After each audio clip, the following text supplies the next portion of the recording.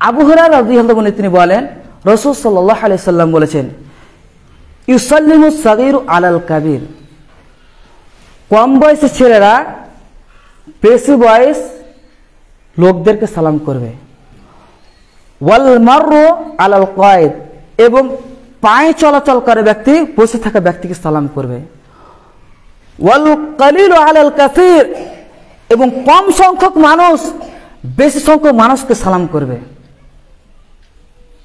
আরেকটি হাদিস বলে তারপর ব্যাখ্যা। আবু হুরায়রা রাদিয়াল্লাহু আনহু তিনি বলেন, রাসূল সাল্লাল্লাহু আলাইহি সাল্লাম বলেছেন, ইউসাল্লিমু রাকিব আলাল মাশি, গাড়িতে চলাচল করা ব্যক্তি পায়ে চলাচলকারী ব্যক্তিকে সালাম করবে। ওয়াল মাররু আলাল কায়েদ, এবং পায়ে চলাচলকারী ব্যক্তি বসে থাকা ব্যক্তিকে সালাম করবে। ওয়াল মাররু আলাল কায়েদ ওয়াল কালিলু আলাল কাসীর, এবং কম সংখ্যক মানুষ বেশি সংখ্যক মানুষকে সালাম করবে। আপনি এখানে কি বুঝতে পারলেন হাদিসের মধ্যে? আল্লাহ রাসূল বলছেন যে ওয়াল কালিলু আলাল কাসীর, কম সংখ্যক মানুষ বেশি সংখ্যক মানুষকে সালাম করবে। আপনাকে আমি এখানে একটা উপদেশ দিয়েছি, বুঝবেন।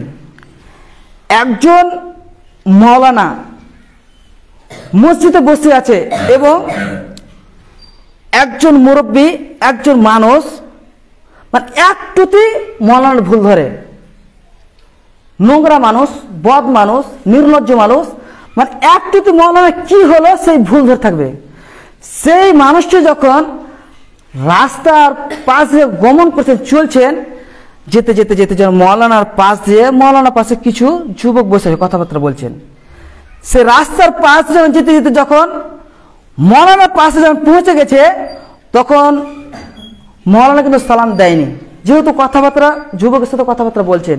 কিন্তু ওই বদ মানুষটি যখন রাস্তা দিয়ে চলে যাচ্ছে, কিন্তু মদ মানুষটি সালাম দিল না, এবং যেতে যেতে একটি দোকানে যেয়ে বলছে, শুনো শুনো দোকানগণ, শুনো শুনো বাজার মানুষের গণ, আমি রাস্তার পথ দিয়ে এলাম, আস্তে আস্তে আমার রাস্তার পাশে একটি মাওলানা ছিল, অমুক গ্রামের মাওলানা ইমাম, আমি এলাম তো আমাকে সালাম দিল না।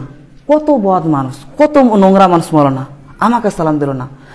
আমি সেই মুরব্বীকে বলতে চাইছি কি যে আপনাকে এই জিনিসটি ধারণা করতে হবে যে আপনি একাই রাস্তা দিয়ে চলছেন এবং মাওলানা নিজের পাশে দুইজন চারজনকে নিয়ে কথাবার্তা বলছে, আর আপনি ঢং ঢং ঢং ঢং করে হাঁটতে হাঁটতে চলে গেলেন বাজারের পথে। আপনাকে উচিত ছিল সালাম দেওয়া। কেন? আল্লাহ রসুল হাদিসে উল্লেখ করেছেন, ওয়াল কালিলু আলাল কাসীর, কম সংখ্যক মানুষ বেশি সংখ্যক মানুষকে সালাম করতে হবে। আপনি তো একা হাঁটতে হাঁটতে চলে গেলেন এবং মাওলানা তো দু তিনজনকে নিয়ে কথাবার্তা বলছেন, আপনি কেন সালাম দিলেন না? এটা উচিত ছিল আপনাকে সালাম দেওয়া। এটা হতে পারে কি যে মাওলানা যদি সেই ব্যক্তিকে যদি সালাম দিত, তাহলে আল্লাহর কাছে অধিক প্রিয় হতো, অধিক প্রিয় হতো, যত প্রিয় কি যে নিজে যদি প্রথমে সালাম দিত।